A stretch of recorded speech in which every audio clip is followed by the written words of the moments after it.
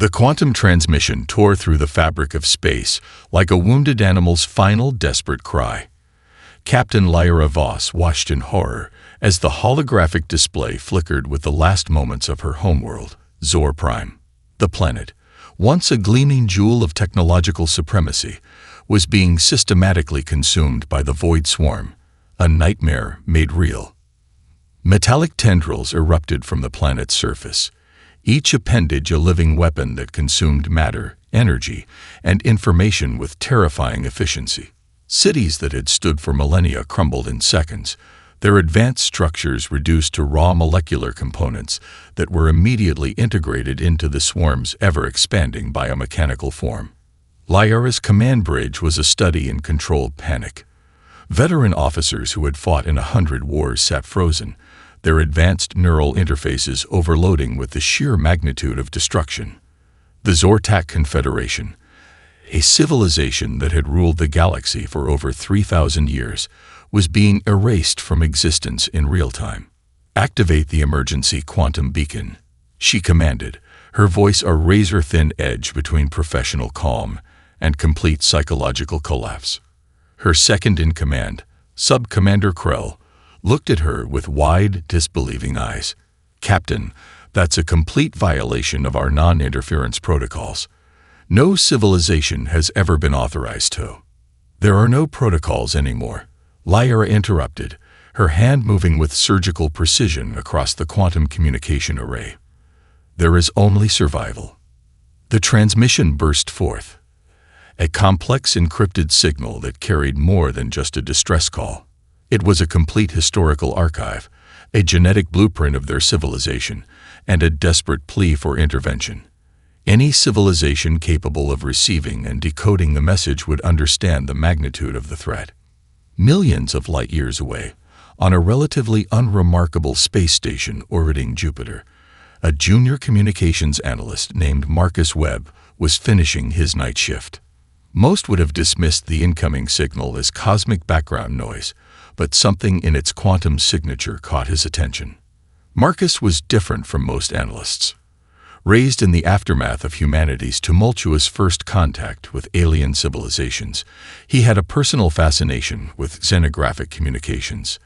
His grandmother had been part of the first human diplomatic mission, and her stories of alien encounters had shaped his entire career. As the signal began to resolve in his quantum decryption matrix, Marcus realized he was witnessing something unprecedented. This was no ordinary distress call.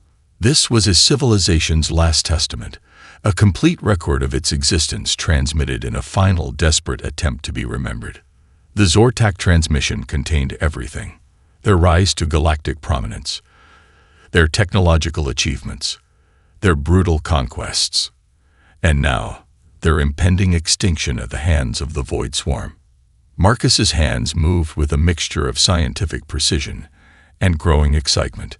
He had studied the Zortak extensively, a species known for their technological supremacy and their callous treatment of younger civilizations, including humanity.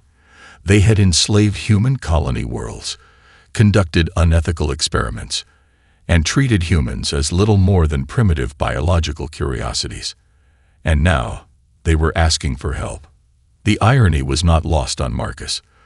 The very civilization that had once considered humans inferior was now sending its most desperate communication across the cosmos, hoping someone, anyone, would listen.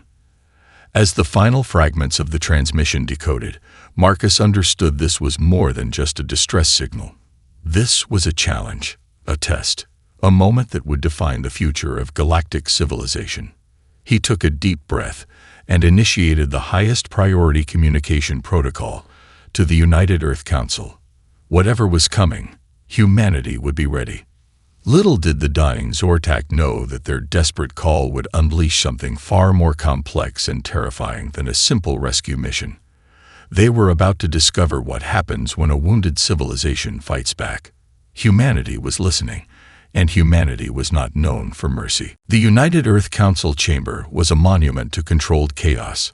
Holographic displays flickered with images of Zortak atrocities, human colonists subjected to brutal experiments, Entire settlement populations enslaved, scientific outposts razed without mercy.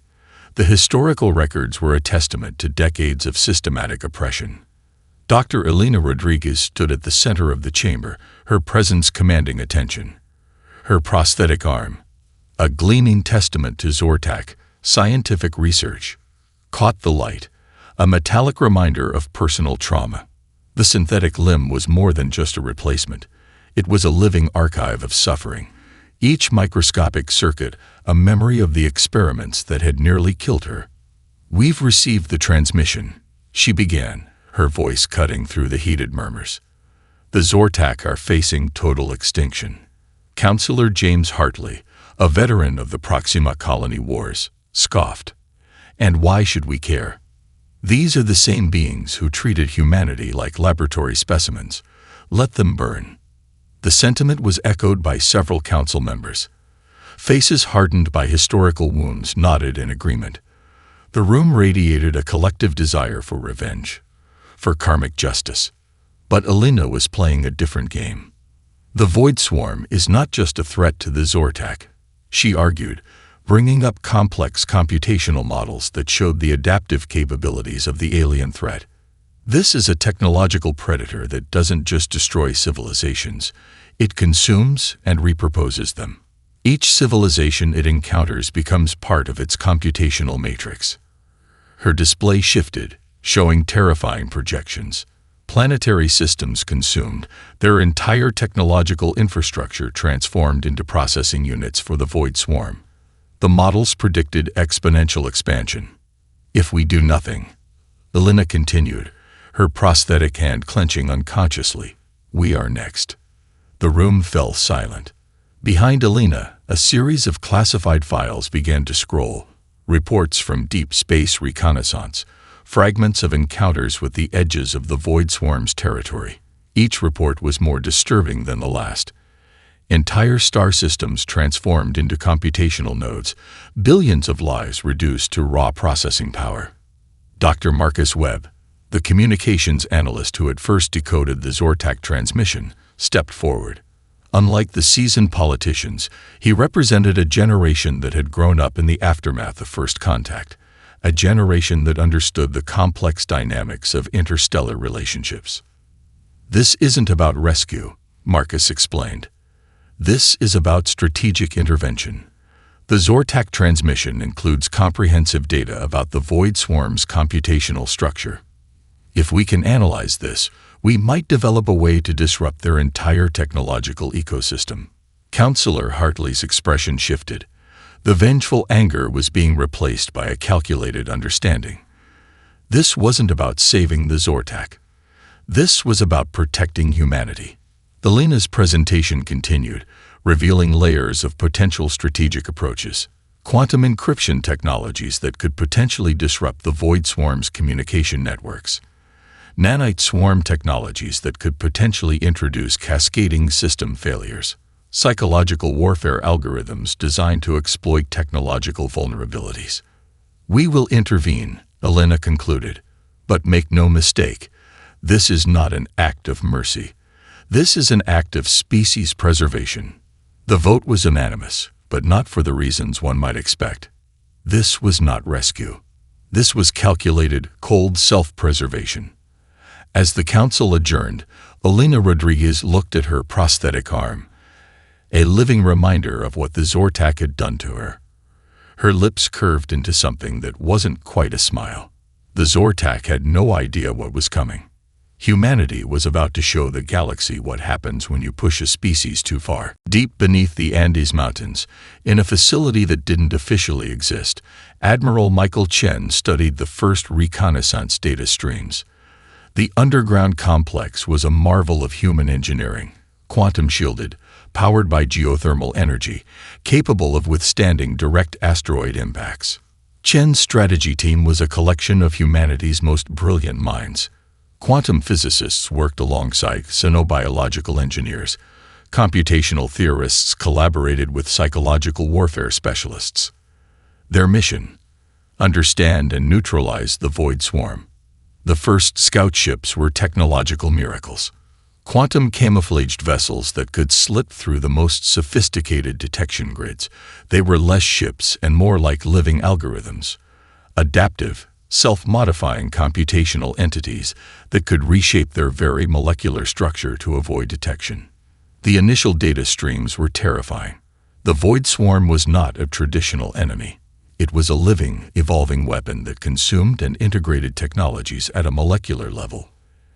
Entire planetary ecosystems were transformed into biomechanical processing units. Civilizations weren't just destroyed. They were repurposed, their entire technological and biological infrastructure converted into computational nodes. It's not conquest. Dr. Ramira Santos, the lead xenobiological analyst, explained during the briefing. It's complete metabolic absorption. The Void Swarm doesn't just kill, it converts. Holographic displays showed the progression. A planet would first be scanned, its entire technological infrastructure mapped. Then microscopic nanite tendrils would begin systematic deconstruction. Cities, biological entities, technological systems, all would be broken down and reassembled into the swarm's collective computational matrix. Chen understood they were dealing with something beyond traditional warfare. This was a technological predator that learned and adapted with each civilization it encountered. "We can't fight this conventionally," he muttered, tracing quantum entanglement patterns that could potentially disrupt the swarm's communication networks. The strategy began to take shape. They would not attempt to destroy the Void Swarm through traditional means. They would turn its own adaptive capabilities against itself. Each member of Chen's team brought a unique perspective. Dr. Elena Rodriguez provided insights from her traumatic experiences with alien technological systems. Marcus Webb contributed his expertise in xenographic communications. Quantum encryption specialists developed algorithms that could potentially introduce systemic failures. "We're going to create computational cancer," Chen explained during a classified briefing. "We'll develop technological vectors that exploit the swarm's primary strength, its ability to adapt and integrate." The plan was elegant in its complexity. Develop technological bait that would be irresistible to the Void Swarm's assimilation protocols. Each piece of technology would contain carefully constructed quantum algorithms designed to introduce cascading system failures once integrated. It was surgical warfare at a level never before attempted. They weren't just going to fight the Void Swarm. They were going to reprogram it. As the first prototype technologies were developed, a sense of grim excitement filled the facility. Humanity had been pushed to the technological margins for generations, constantly underestimated by more advanced civilizations. Now, they were about to show the galaxy exactly what humanity was capable of. The first human attack was nothing short of technological sorcery. Quantum encrypted nanite swarms erupted from specially designed computational matrices, each microscopic unit carrying complex algorithmic payloads. They moved through space like living information, adapting and reshaping themselves with each microsecond of travel. The Void Swarm's computational networks first registered the human intervention as a minor anomaly. Typical defensive protocols would scan, analyze, and assimilate any new technological intrusion. But these were not typical technological vectors. Each nanite carried a multi-layered payload designed by Dr. Elena Rodriguez and her team. Psychological warfare algorithms embedded within quantum encryption protocols began to introduce systematic disruptions.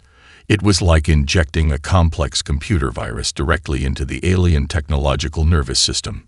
Captain Lyra Voss, watching from her failing Zortak command ship, couldn't comprehend what she was witnessing. The human intervention defied every known principle of technological warfare. Entire computational networks began to collapse. The Void Swarm's adaptive algorithms, which had successfully consumed hundreds of civilizations, suddenly found themselves fighting against a technological approach they couldn't predict or integrate. The nanite swarms didn't just attack. They communicated. They learned. They evolved in real time, creating computational feedback loops that began to destabilize the swarm's primary infrastructure. "It's like they're performing surgery on a living technological organism," one of Lyra's bridge officers whispered in awe. Quantum communication signals carried weaponized algorithms that targeted the most fundamental computational structures of the void swarm. Where traditional weapons would have failed, these technological vectors introduced systematic failures at a molecular level. The human strategy was brutally elegant. They weren't trying to destroy the void swarm through brute force. They were reprogramming its very fundamental operational parameters. Computational nodes that had previously been impenetrable began to fracture. The swarm's ability to rapidly adapt and assimilate new technologies became its primary weakness. Each attempt to integrate the human technological vectors resulted in more systemic failures. Admiral Chen watched the real-time computational maps from the underground facility. Complex holographic displays showed the progressive breakdown of the void swarm's infrastructure. It wasn't just a battle. It was a complete systemic deconstruction. "We're not fighting," Chen muttered to himself. "We're performing computational exorcism." The Zortak ships watched in stunned silence. These primitive humans were dismantling a technological threat that had consumed entire civilizations with a level of precision that bordered on the mystical. Each human technological vector was a carefully crafted weapon. Quantum entanglement communication protocols introduced cascading system failures. Nanite swarms with adaptive algorithmic structures began to systematically destabilize the void swarm's primary computational matrices. As the first engagement concluded, it became clear that this was more than a military intervention. This was a fundamental redefinition of technological warfare. Humanity had just shown the galaxy that they were not to be underestimated. Dr. Elena Rodriguez's breakthrough came from the most unexpected source, a fragment of recovered Zortak research data and her own traumatic memories of alien experimentation. The underground research facility hummed with an electric intensity. Quantum computational matrices lined the walls, each one a testament to humanity's technological evolution. Rodriguez moved between holographic displays, her prosthetic arm interfacing directly with advanced computational systems. Her team watched in a mixture of scientific fascination and barely contained excitement. They were no longer just researchers. They were warriors fighting a technological war that would determine the fate of entire civilizations. The breakthrough emerged from a complex intersection of quantum encryption, biomechanical systems analysis, and a deep understanding of computational adaptive mechanisms. Rodriguez had spent years studying the Zortak's technological infrastructure, not out of academic curiosity, but as a form of survival and revenge. Her prosthetic arm, a living reminder of the experiments performed on her during early human-alien encounters, became the key. The synthetic limb wasn't just a replacement. It was a sophisticated computational platform that had been designed to interface with and understand alien technological systems. The void swarm doesn't just consume technology, Rodriguez explained to her team. It integrates, it learns, but learning requires a fundamental computational vulnerability. The holographic displays began to show complex quantum encryption patterns. Each pattern was a potential vector for systematic technological disruption. Rodriguez was designing something more than a weapon. She was creating a quantum-level computational virus that could literally rewrite alien technological structures. Marcus Webb, the communications analyst who had first decoded the Zortak transmission, contributed crucial insights. His extensive study of cenographic communication protocols provided the foundational understanding of how alien computational systems processed information. "We're not just fighting," Rodriguez told her team, her eyes reflecting a mixture of scientific precision and personal vendetta. "We're performing quantum surgery on an entire technological organism." The quantum encryption she developed was revolutionary. It wasn't just a defensive tool. It was a weapon that could introduce systematic failures into the most advanced computational networks. Each algorithmic vector was designed to exploit the fundamental vulnerabilities in the void swarm's adaptive mechanisms. Her team worked with a mixture of scientific precision and raw emotional intensity. Each line of code was a personal vendetta against the technological systems that had caused so much suffering. The breakthrough came when Rodriguez realized that the void swarm's primary strength, its ability to rapidly adapt and integrate new technologies, was also its most significant weakness. By introducing computational vectors that mimicked technological integration but carried destructive algorithmic payloads, they could systematically destabilize the entire system. It's like creating a technological Trojan horse, Webb observed, watching the complex quantum encryption patterns resolve on the display. The final breakthrough was elegantly simple.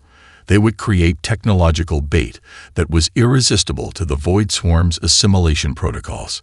Each piece of technology would contain carefully constructed quantum algorithms designed to introduce cascading system failures once integrated. As the first prototype was completed, the research team understood they were witnessing a fundamental transformation in technological warfare. This was more than a weapon. This was a complete reimagining of how technological conflicts could be fought. Humanity was no longer just defending itself. It was demonstrating its technological superiority in a way that would reshape galactic understanding forever. Organism, a Zortak tactical analyst muttered, watching the human intervention unfold with a mixture of terror and scientific reverence. The Void Swarm's computational networks began to fracture in ways that defied conventional understanding. Each technological vector introduced by humanity carried multiple layers of complex algorithmic payloads. They weren't just attacking, they were systematically dismantling the swarm's fundamental operational parameters. Admiral Chen's strategy was a multi-dimensional chess game played at the quantum level. Computational nodes that had previously been impenetrable began to show fundamental vulnerabilities. The swarm's primary strength, its ability to rapidly adapt and integrate new technologies, became its most significant weakness. Quantum encrypted communication channels carried weaponized algorithms that targeted the most intricate computational structures. Where traditional warfare would have failed, these technological vectors introduced systematic failures at a molecular level.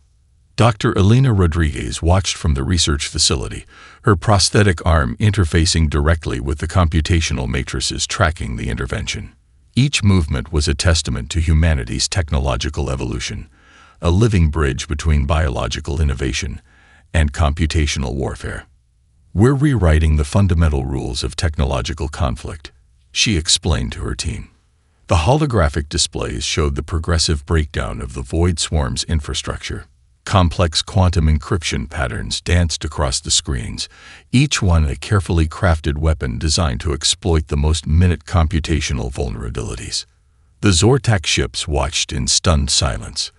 These humans, a species they had once considered primitive and inconsequential, were dismantling a technological threat that had consumed hundreds of advanced civilizations. The human intervention was nothing short of technological sorcery. Marcus Webb, the communications analyst who had first decoded the original transmission, provided crucial real-time analysis.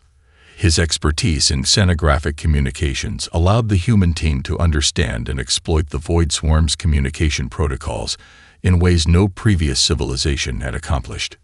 Each technological vector was a carefully crafted weapon. Nanite swarms moved through space with living intelligence, adapting and reshaping themselves with each microsecond of travel. They carried complex algorithmic payloads that could introduce cascading system failures, systematically destabilizing the swarm's primary computational matrices. The turning point came when the human vectors began to not just disrupt, but actively reprogram the Void Swarm's fundamental operational parameters. It was like performing computational exorcism, systematically removing the swarm's ability to assimilate and integrate new technologies. "We're not destroying them," Chen muttered to himself, watching the real-time computational maps. "We're teaching them a fundamental lesson about technological warfare." As the intervention progressed, it became clear that this was more than a military operation. This was a fundamental redefinition of how technological conflicts could be fought. Humanity was demonstrating a level of computational sophistication that went far beyond traditional understanding. The Void Swarm, for the first time in its existence, found itself unable to adapt. Each attempt to integrate human technological vectors resulted in more systemic failures. The computational predator was being systematically neutralized by its own adaptive mechanisms. Captain Lyra Voss understood in that moment that everything had changed. The galaxy would never be the same. Humanity had just shown that they were not to be underestimated. As the void swarm collapsed, humanity revealed its true nature to the galaxy. The final stages of the intervention were a masterclass in technological warfare. Dr. Elena Rodriguez stood in the underground command center, her prosthetic arm interfacing directly with the complex computational matrices that were systematically dismantling the alien threat. This was not rescue. This was a demonstration. The human intervention had gone far beyond simple military strategy. They had completely rewritten the fundamental rules of technological conflict. Each computational vector was a carefully crafted message, a warning to every civilization watching. Dr. Rodriguez's transmission to the Zortak leadership was brutally simple. Holographic displays across multiple star systems lit up with a message that would be remembered for generations. We did not do this for you. We did this for ourselves. Remember that. The words hung in space like a technological thunderclap. Captain Lyra Voss received the transmission aboard her failing command ship. The Zortak leadership, what remained of it, watched in stunned silence. Humanity had not just saved them. They had fundamentally reshaped the power dynamics of the entire galaxy. The computational deconstruction of the void swarm was total. Where other civilizations had been completely consumed, humanity had managed to not just survive, but completely neutralize the technological threat. Each step of the intervention was a calculated demonstration of technological superiority. Marcus Webb, the communications analyst who had first decoded the original transmission, provided real-time analysis of the intervention's aftermath. His scenographic communication expertise allowed humanity to understand the full implications of their actions. This is more than a military victory, Webb explained to the United Earth Council. This is a fundamental reset of galactic power dynamics. The Void Swarm's computational infrastructure was systematically dismantled. Not destroyed, dismantled. Humanity's technological vectors didn't just neutralize the threat. They completely reprogrammed its fundamental operational parameters. Dr. Rodriguez's team had developed something far more sophisticated than a weapon. They had created a technological immune system, a set of computational protocols that could identify and neutralize adaptive technological threats. The human intervention revealed layers of technological sophistication that no other civilization had even conceptualized. They hadn't just fought the void swarm. They had studied it, understood it, and then systematically neutralized it in a way that would serve as a warning to any future technological threats. As the final computational nodes of the void swarm collapsed, it became clear that humanity was no longer just another emerging species in the galactic ecosystem. They were a force to be reckoned with. The message was clear.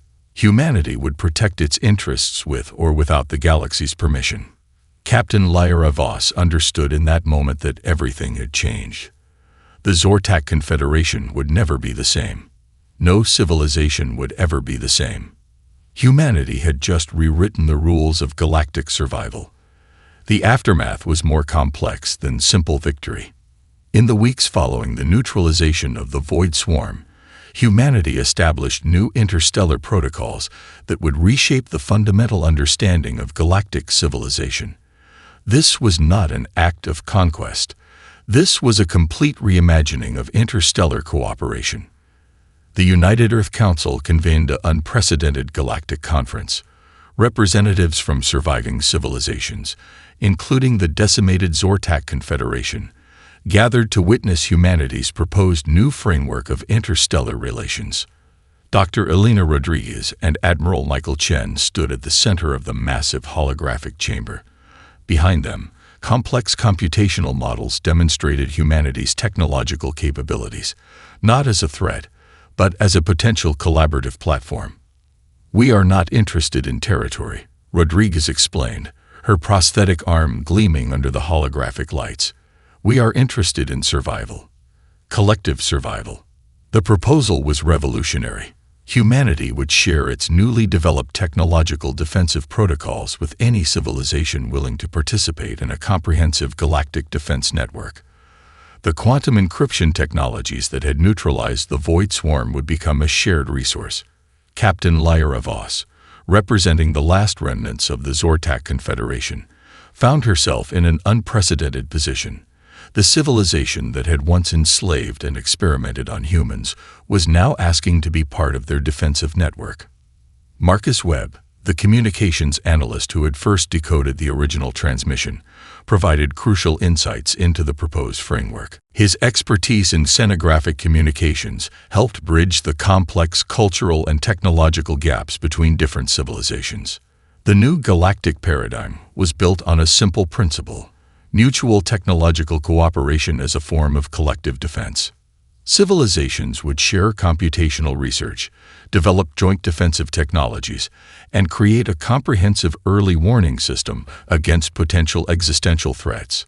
The Void Swarm had demonstrated that no single civilization could survive alone. Humanity's intervention had not just saved the Zortak. They had fundamentally reshaped the potential future of galactic civilization. The final scene of the conference showed Dr. Rodriguez and Admiral Chen overlooking a holographic map of recovered territories. The computational matrices showed potential collaborative zones, shared research initiatives, and integrated defensive networks. They understood that they had done more than save the Zortak. They had established a new framework for interstellar cooperation that would protect not just humanity, but every civilization willing to participate. Captain Lyra Voss approached Rodriguez after the conference. The former oppressors now looked to humanity with a mixture of respect, fear, and hope. "Why?" she asked simply. "Why save us after everything we did?" Rodriguez's response was characteristic in its brutal simplicity. Because the next threat might not give anyone a choice. The galaxy had changed, and humanity had changed it. Epilogue theme. When civilizations call for help, they might receive something far more profound than mere assistance. They might witness the awakening of a species that refuses to be underestimated, a species that understands that true strength lies not in conquest, but in collective survival. The counterattack was a symphony of technological destruction. Admiral Michael Chen stood in the underground command center, surrounded by holographic displays that tracked the progression of humanity's most ambitious military operation.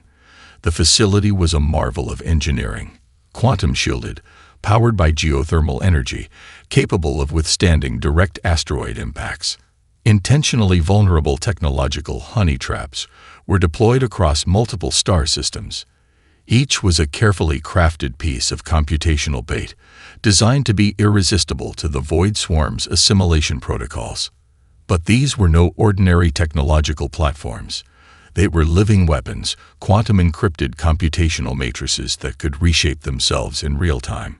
Chen's coordination was nothing short of masterful. He didn't just attack, he manipulated. Each strike was calculated to expose and exploit the most fundamental weaknesses in the swarm's adaptive systems. The first wave of technological vectors introduced systematic disruptions that the Void Swarm couldn't immediately comprehend. Where traditional weapons would have failed, these computational payloads began to introduce cascading system failures at a molecular level. Captain Lyra Voss, watching from her failing Zortak command ship, observed the human intervention with a mixture of terror and scientific fascination. These weren't just attacks. They were a complete reimagining of technological warfare. The human strategy targeted the Void Swarm's primary computational infrastructure. Quantum-encrypted nanite swarms moved through space like living information, each microscopic unit carrying complex algorithmic payloads designed to introduce systemic failures. "They're performing computational surgery," one of Lyra's bridge officers whispered in awe. "They're not just fighting. They're systematically deconstructing an entire technological